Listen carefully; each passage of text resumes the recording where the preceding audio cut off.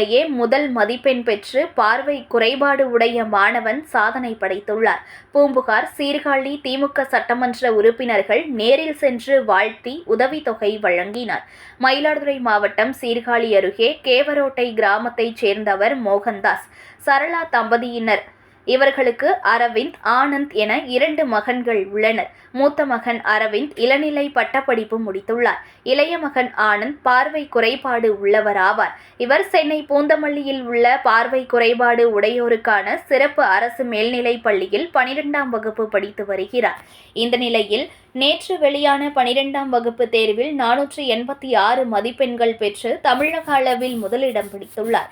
இதையறிந்த தமிழக முதல்வர் மு.க.ஸ்டாலின் அவர்கள் உத்தரவின் பேரில் பூம்புகார் சட்டமன்ற உறுப்பினருமான நிவேதா முருகன் நேரில் சென்று 50,000 ரூபாய் நிதி உதவி தொகை வழங்கினார். மற்றும் மேற்படிப்பிற்கு தேவைப்படும் அனைத்து உதவிகளையும் கண்டிப்பாக செய்து தருகிறோம் என்று உத்தரவாதம் அளித்தார்.